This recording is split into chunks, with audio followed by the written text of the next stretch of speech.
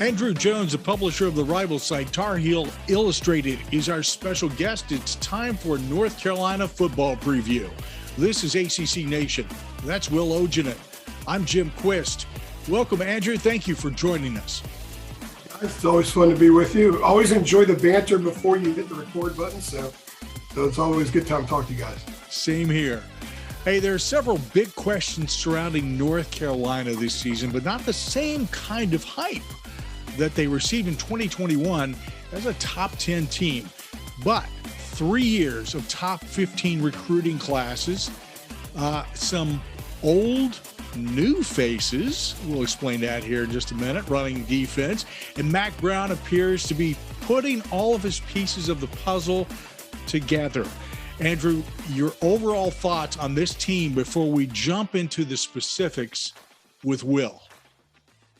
Well, that's a good question because it's easy to say, well, if they were supposed to be top 10 last year and they ended up 6-7, humiliated in the bowl game and firing their defensive coordinator, then that means, well, what do they got in store for them this fall? I actually think, as we learned when last season unveiled, and Mack Brown started saying this early in the year, they were way overrated.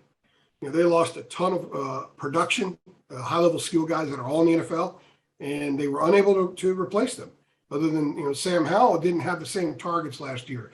He had to run a lot. I think he just threw everything off. They were really never in sync. They had stretches where they looked really good, but they were never consistent, even in the same game. They'd be great one quarter and horrific the next quarter. Penalties would kill them. The timing of the penalties were bad. Special teams didn't give them a whole lot. They weren't a very good team. You go 6-7, you're in the ACC, and you get blown out by a rebuilding South Carolina team that didn't have any quarterbacks in your bowl game. That's not a good football team. Fast forward to now, I think they learned a lot. I was saying a lot last year, we do podcasts during the season, even in some of the columns I wrote. I think Mack Brown's taken a few steps backwards this year to take a lot more forward moving forward because he was learning what he didn't want. He was out for 5 years, and the sport changed. Even though he was calling games, he saw the changes, he saw where the game was headed, and he took a chance bringing in a coordinator running a scheme that was new and different and was working at Army. He figured, well, gosh, if this stuff works at Army, imagine what he could do with North Carolina athletes. Well, it didn't work out because you shouldn't have 6'3", 260-pound guys guarding dudes in slot or running backs out of the backfield. They learned that, so they changed. The other thing was the offense that Phil Longo runs, air raid. Mack had never run something like that before. So he was figuring out what works and what doesn't work. And I think the lesson learned, the biggest lesson learned, is that football 101 on defense is always going to be football 101 on defense. And I know you want to talk about Gene Chizik at some point, but that's why Gene Chizik came back, because there's a lot of 101 and what his defenses do. Begin with the basics and grow out. Instead of what they were doing before, start with bells and whistles and then try to grow in. It never works. And it didn't work with Jay Bateman. One of the interesting things about Mack Brown that I've observed is that if you go back to Texas especially, you'll see that he takes a little bit of time to get the ball rolling. But once he does, things are pretty solid. It looks like he's right at that point again with North Carolina. So he's going through the stumbling blocks and figuring things out, making changes. And as you point out, maybe this is a season that there's that top 10 talk is not there, but maybe this is an underrated team. We're going to find out a little more in detail as Will talks about specifics of offense and defense with you. Why don't we start with the defense, since you mentioned the arrival of Gene Chizik to become the new defensive coordinator and what he has brought. But I think this is where there's a lot less questions, I would say, because there's a lot more experience back in terms of starts and snaps and everything. So let's start there. There are some good pieces back on this team. Obviously, the defensive line, Miles Murphy's back. He was second team All ACC. So let's start there. Where do you see the big difference up front with Gene Chizik being the new DC? Bodies. When Mack took over, Jason Strobridge and Aaron Crawford if the defense was on the field for 90 snaps, they were playing 90 snaps or close to it. They were playing a ton of snaps. They had a couple of kids that were getting a few here and there. There wasn't much depth. The linebackers played all the snaps. If the corners stayed healthy, they were on the field and stayed on there. They've got bodies on defense. And it's not just guys who have been in games, but now you're starting, Jim, you mentioned the recruiting. Now you're starting to see the 4-star kids become the depth, become part of the rotation. So not every 4-star kid pans out. You know, quite frankly, if you bring in 8 a year, if 4 of them pan out, ultimately, that's pretty good because that's the way football is. But if you're starting to just layer everything in your rotation with 4-star guys, high-end 3-stars who are, say, overachievers, if you will, which is a term I don't care for, but people use it a lot, so I'll use it in this sense, right? And then a couple of 5-stars like the Tony Grimeses of the world. Then if you have a competent scheme and you have good culture on defense and they're in the right calls in pre-snap, then you have a chance to be really successful. All those things in one way or another form were an issue last year. They were an issue 2 years ago. And even in his first year, but what's interesting is Jay Bateman's defense was very basic his first year. It's when he started adding more to it, when they started having more trouble.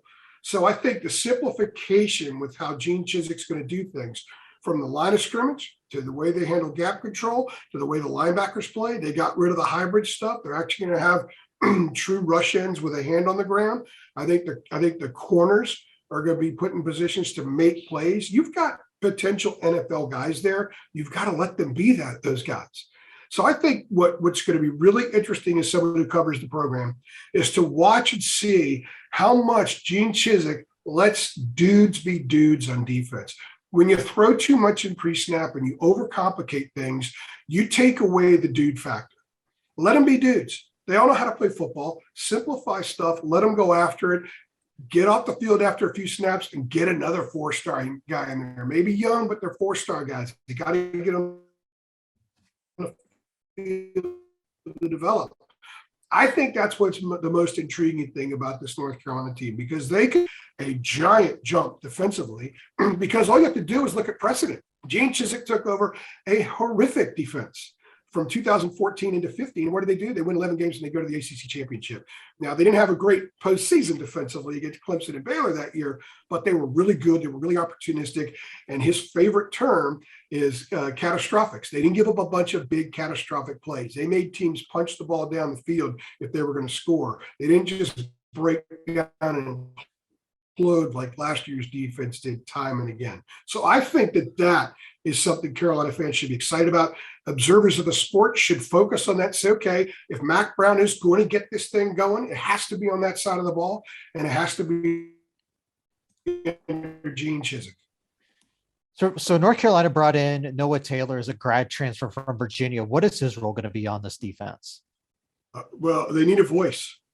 They brought in 2 grad transfers, one on each side of the ball. They need voices in that room. Mack Brown said leadership was not strong last year. He hasn't had great leadership yet. 2 years ago, he had some, but he thought that was an issue. He believed that during the course of the season, there were times where they as a staff struggled to get the kids up to where they needed to be.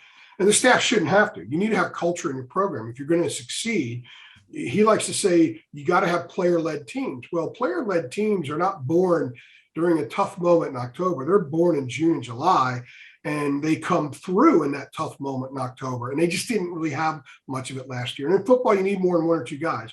You need a lot, but you need guys who can set the tone. And I think Taylor is someone on defense, along with Cedric Gray, along with Ray Vahasek, who's an experienced guy. He's one of those glass chewing type dudes. I think they're the ones who will set the tone on defense.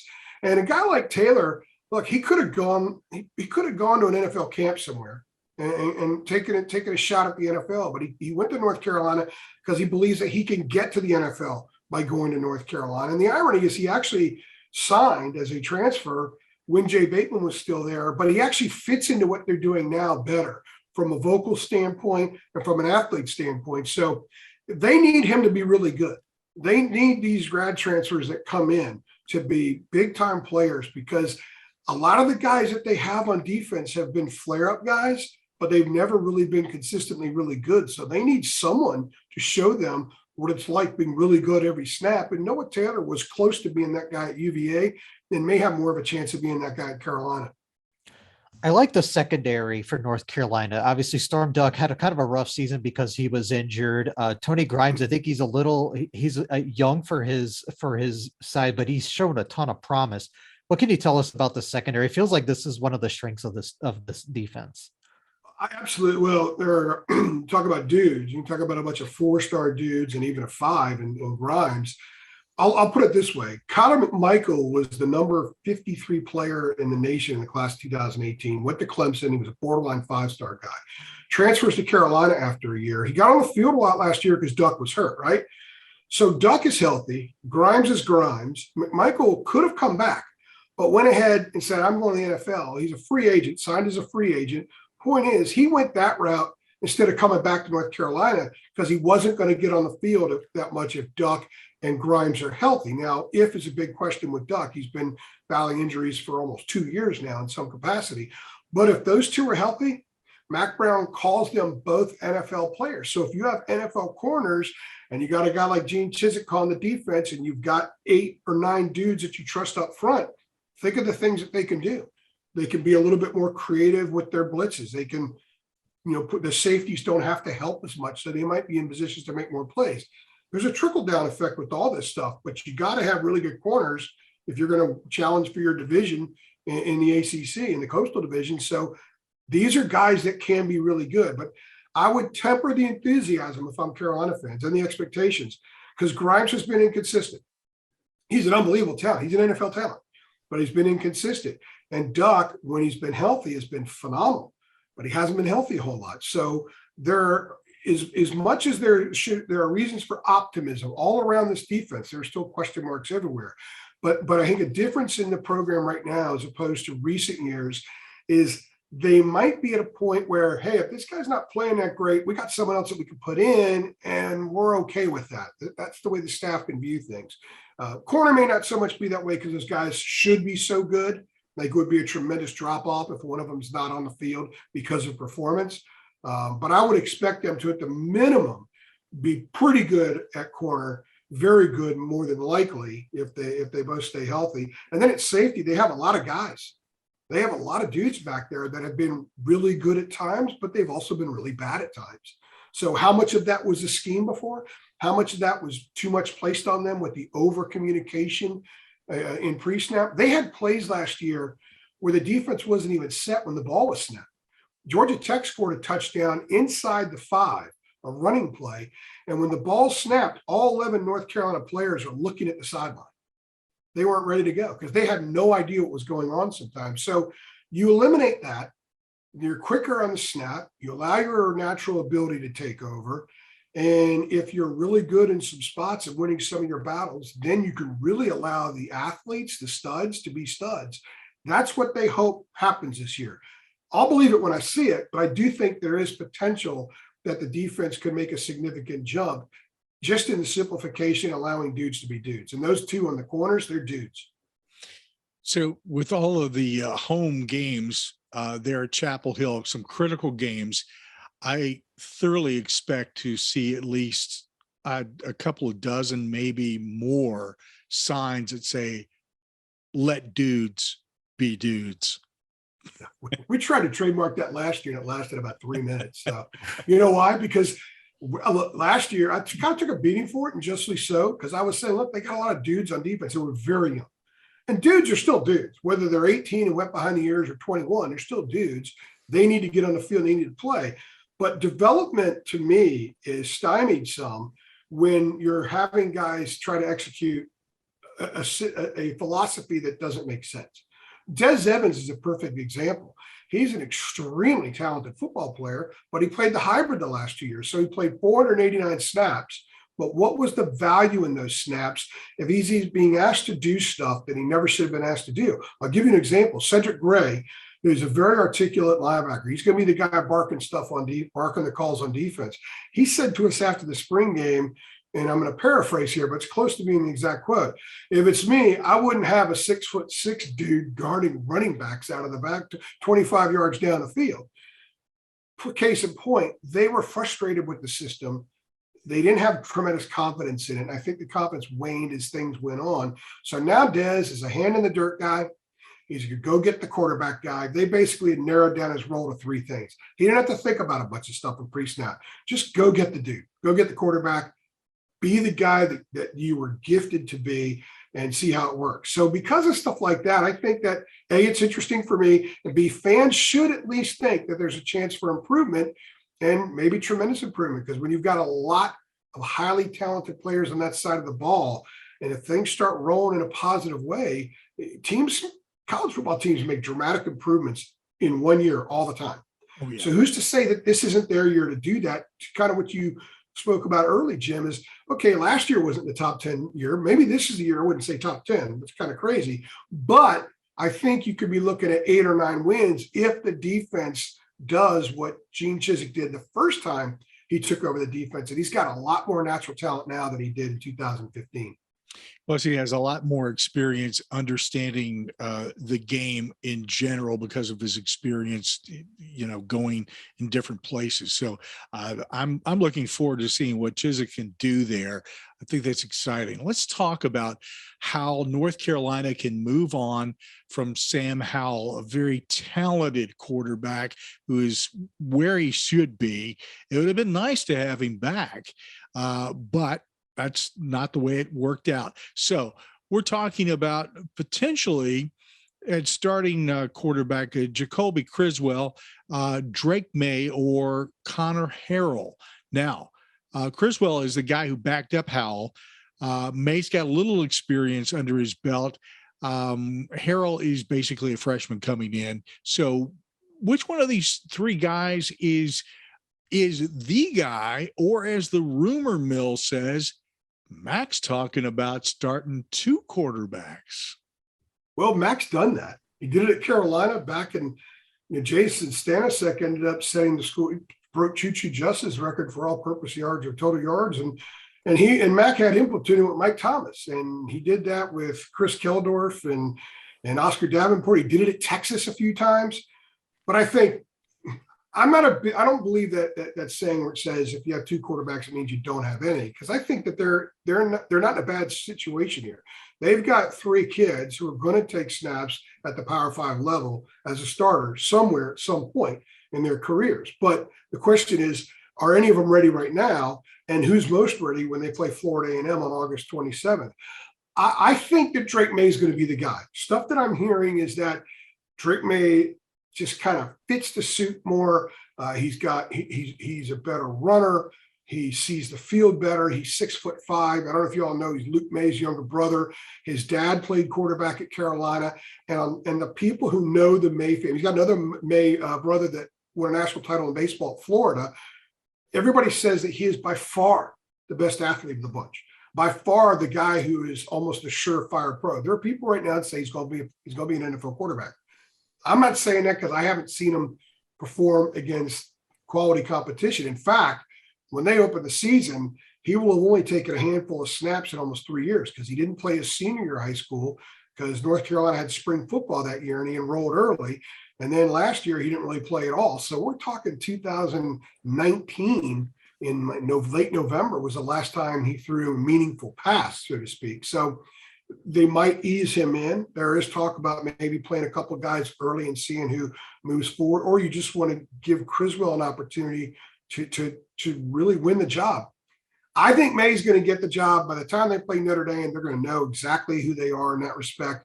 And whoever takes the first snap against Notre Dame will take all the snaps unless they get blown out. So I do think ultimately it'll be May. And I think that Harrell is someone that they love. He was a valedictorian in high school. He comes in and everyone just talks about how smart he is. And Criswell's a kid that if it doesn't happen in North Carolina, it's going to happen somewhere. He's good. He's got a really strong arm. He throws the ball. He can throw the ball 75 yards. I don't think they have any pass plays in the playbook that call for that. But can he throw the short stuff? Can he move and make plays? That's where Drake May really excels. We have been watching. I have my football recruiting director, Dina King, is sensational at looking at a kid when they're a junior in high school and projecting. And she has said for a couple of years, he has the potential to be better than Sam Howell, has a higher ceiling than Sam Howell. So that'll be interesting to see how quickly that starts to take shape. It's very possible it starts taking shape in September.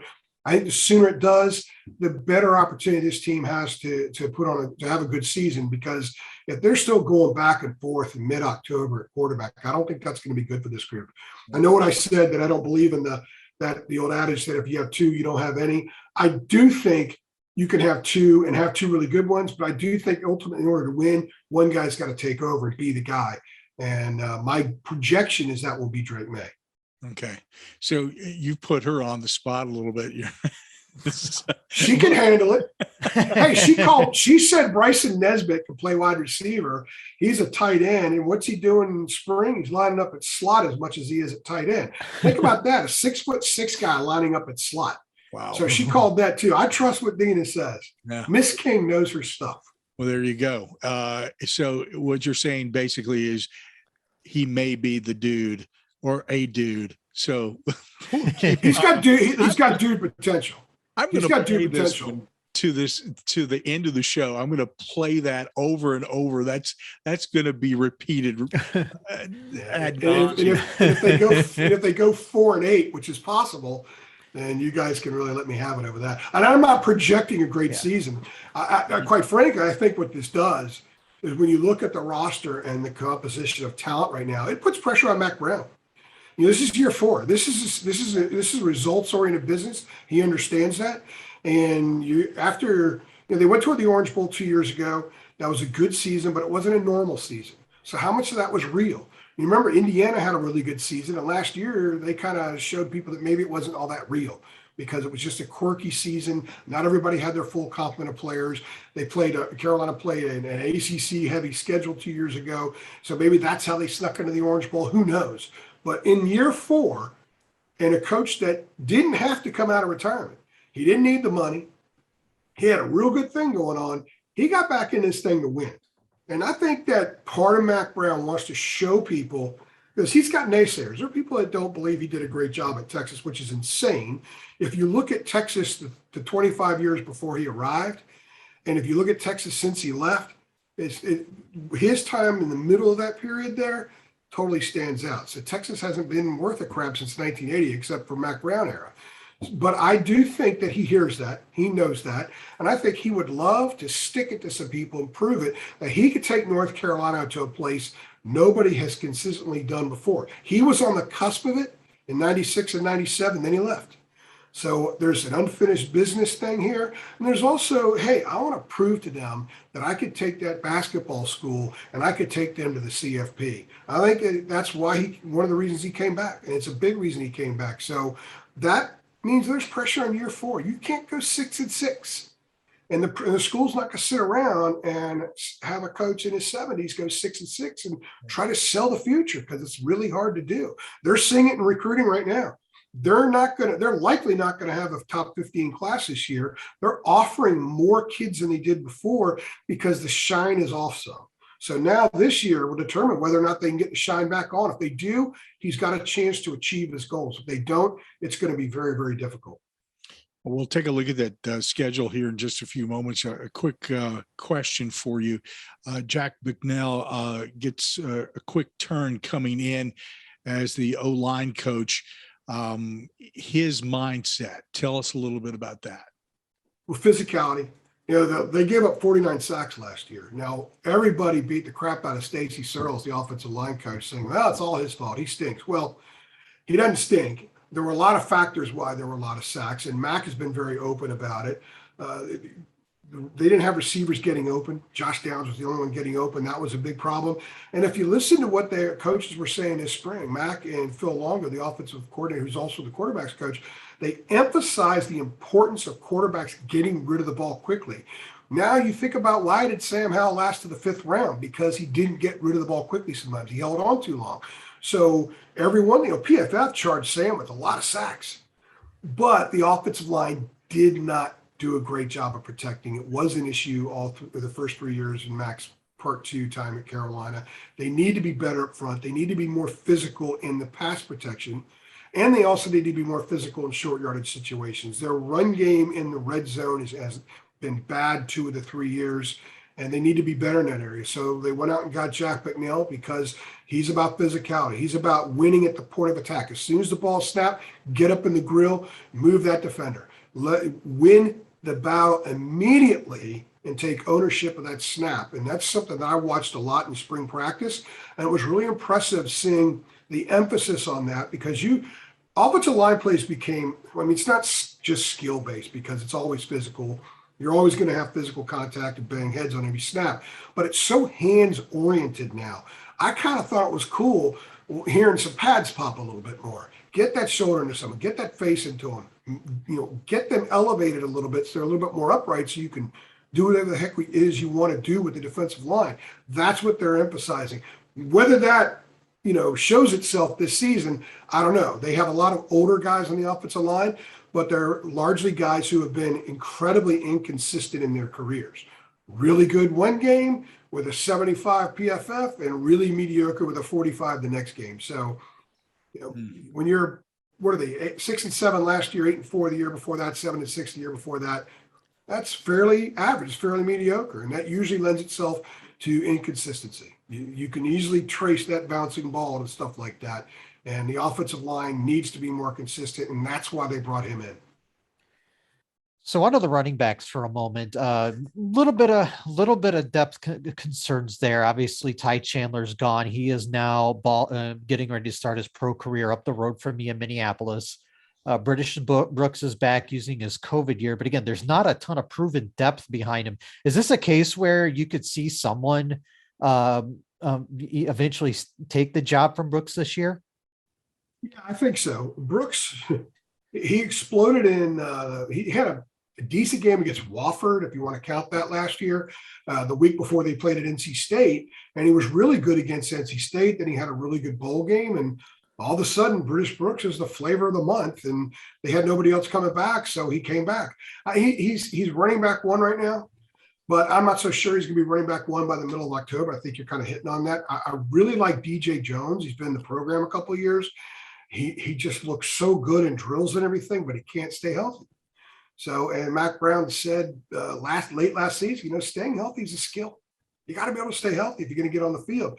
I actually think the door is open for a true freshman named George Pettaway. He's a 4-star kid, borderline 5. He's a top 100 kid from the 757 in Virginia, which is loaded with players.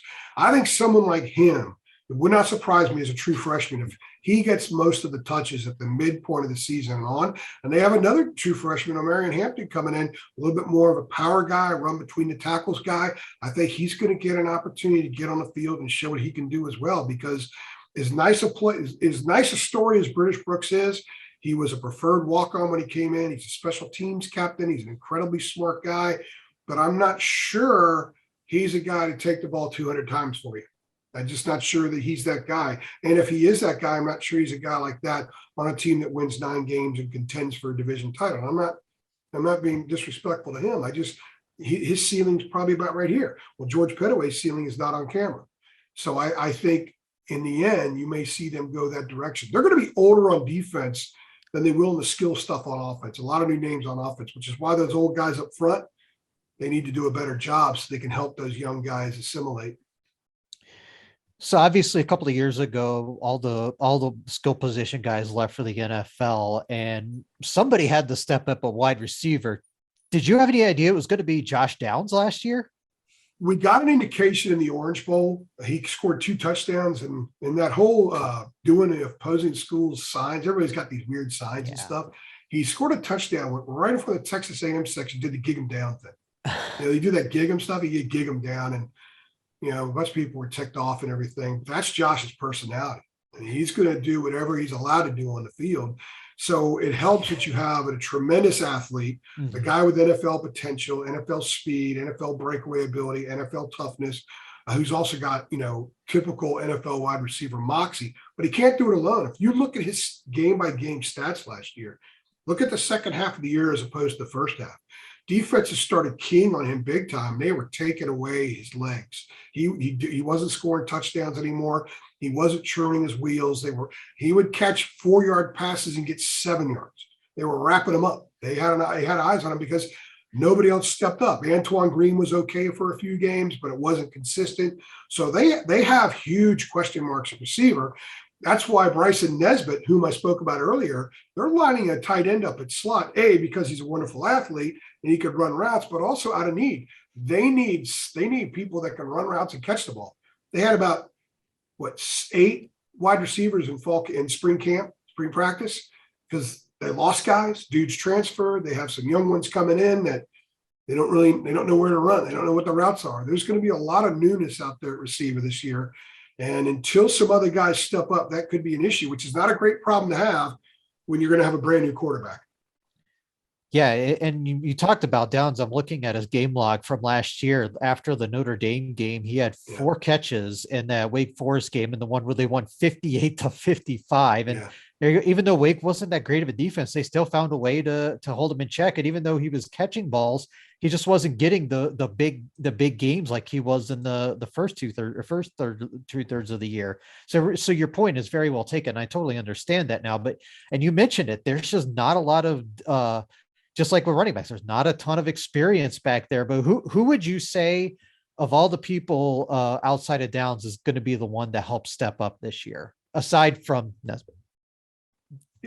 They have, I think JJ Jones could be a really good player. He's long. They need that corner of the end zone guy. They lacked that last year. They thought Bo Corrales would be that, but he was never healthy. And he eventually left for SMU for his last year. I think if Bo was back, I think that would be huge, because he can catch the ball in the middle. He can catch it down the sideline. He can be a corner end zone guy. They need that.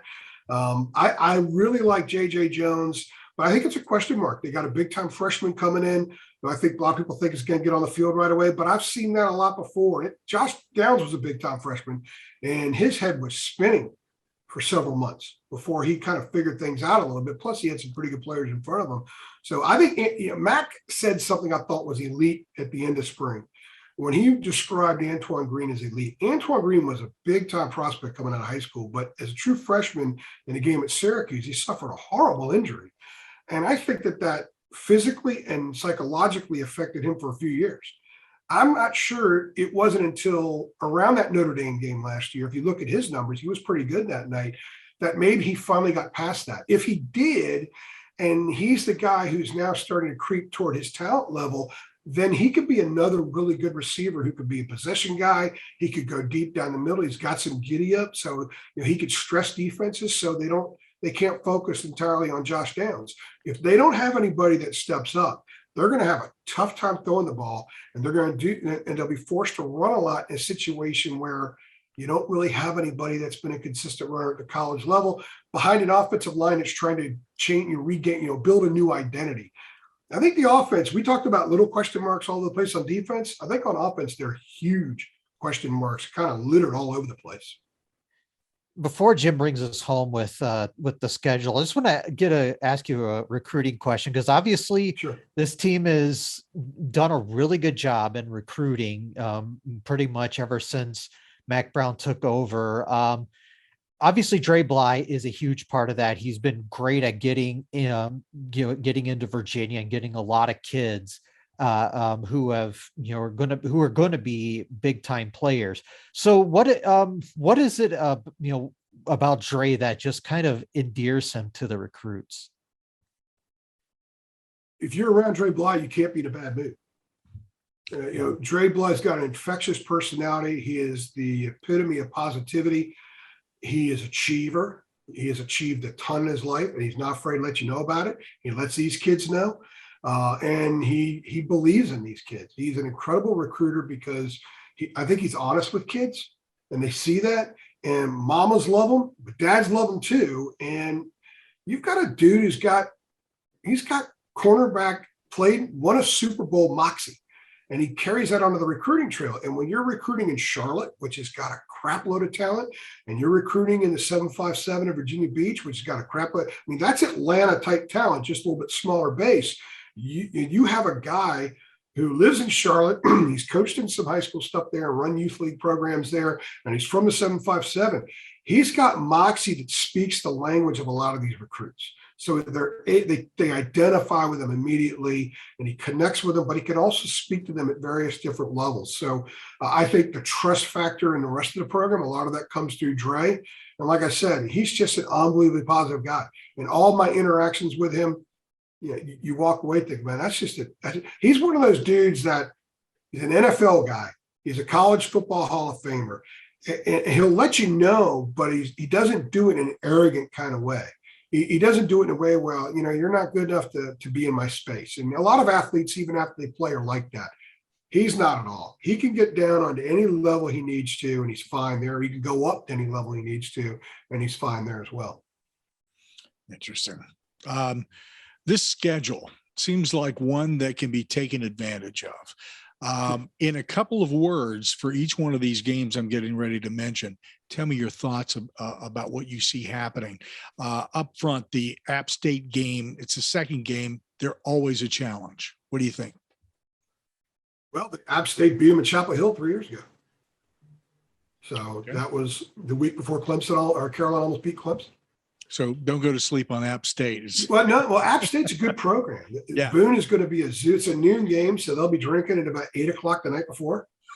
It's going to be wild. And by the way, I don't say that disrespectfully. I admire that.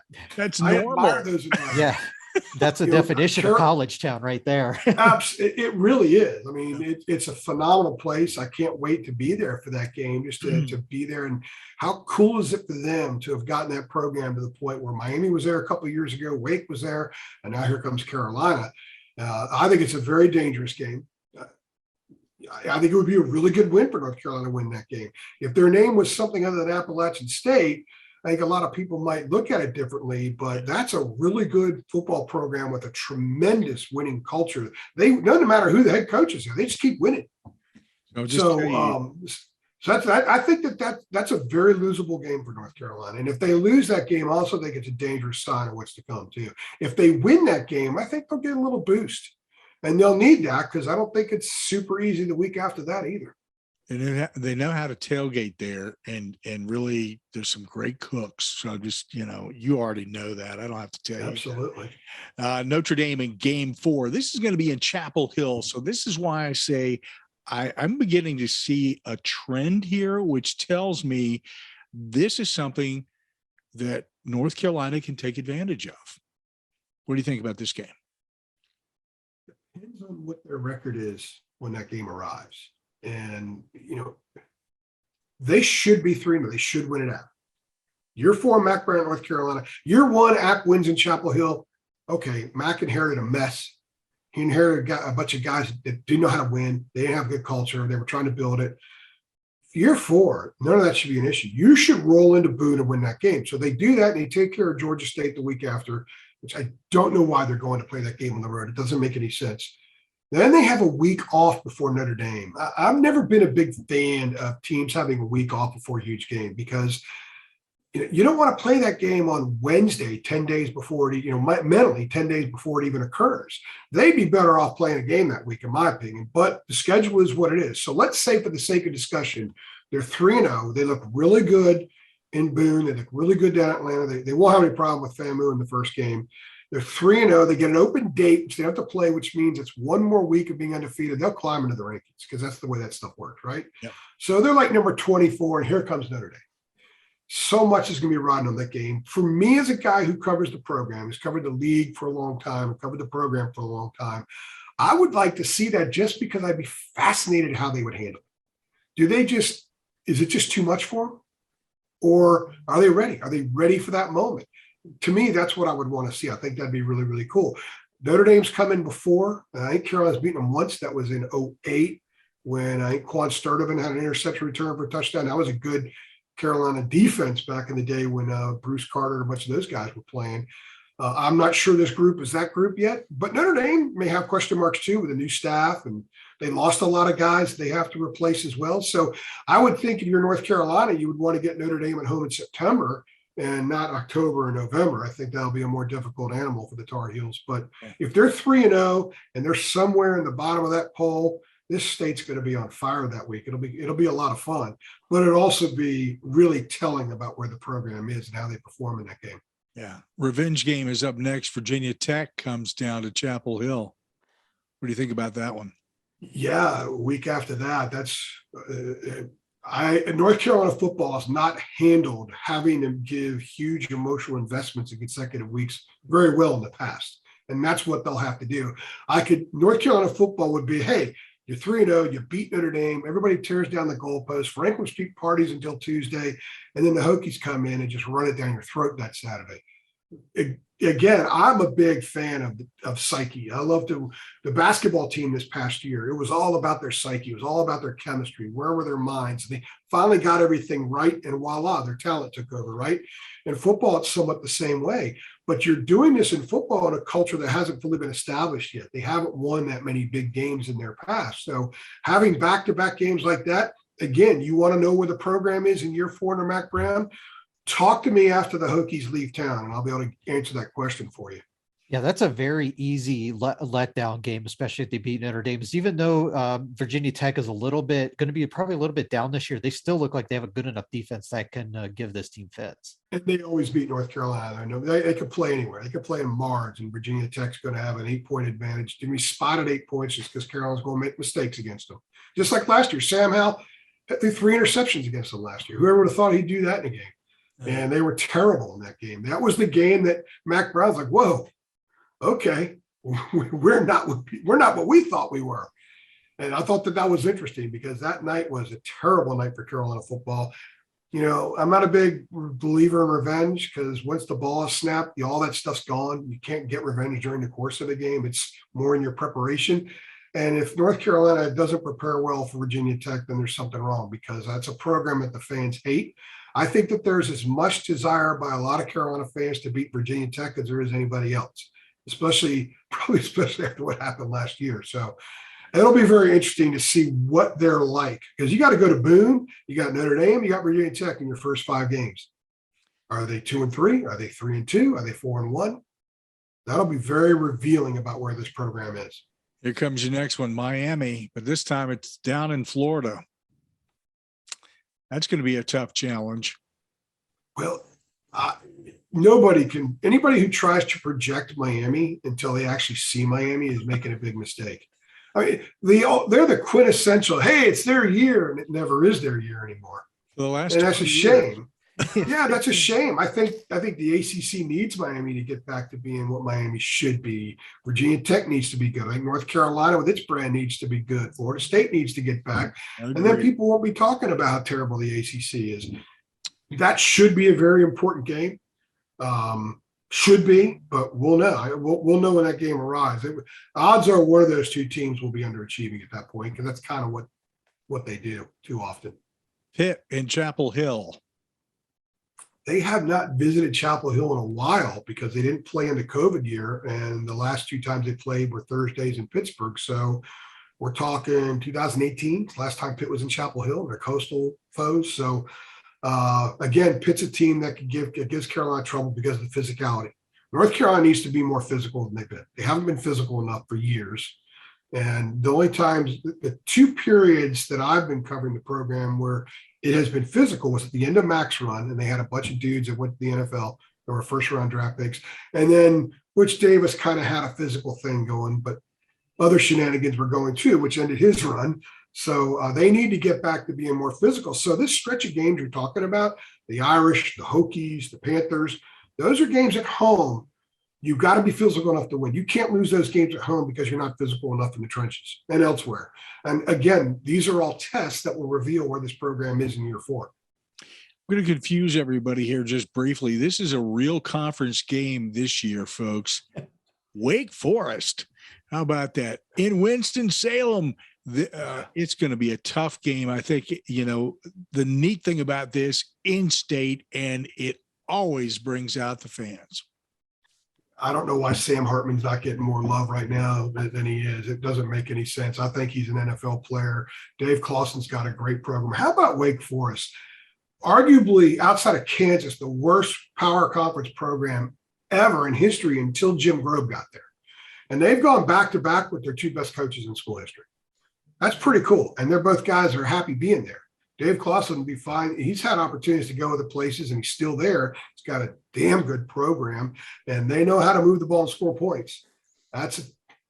I don't think anybody's projecting North Carolina going in there and putting 58 on the board again, like they had, or 59, like they had the last 2 years against Wake. Maybe they will. I doubt it. I think Wake's going to be really good. NC State's going to be really good this year. So that's a tough game.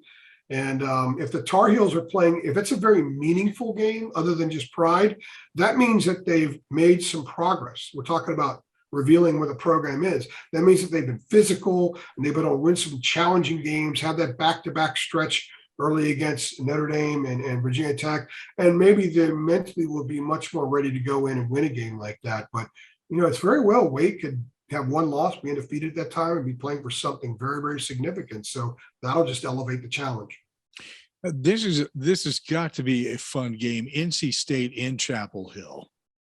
Yeah, especially if NC State's as good as a lot of people think they're going to be. There's a lot of crap on Twitter, right? But every once in a while, I see something like, maybe there's a little bit of knowledge behind that.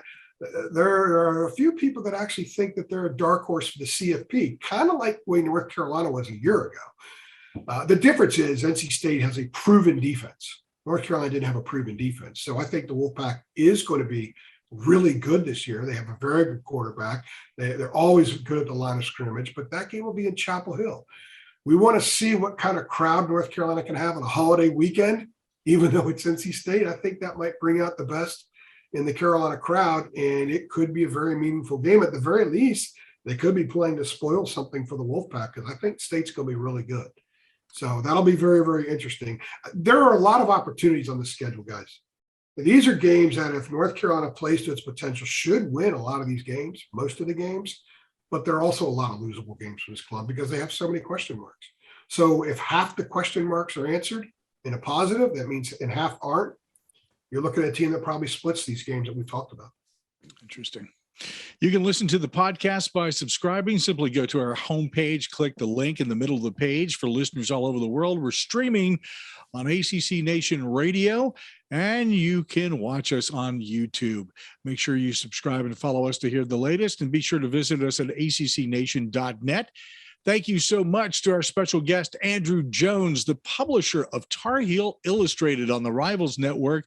Be sure to follow him on that aforementioned Twitter and subscribe to his site for fantastic coverage of North Carolina sports. Thank you, Andrew, for joining us. Thanks for having me on, guys. Thank you.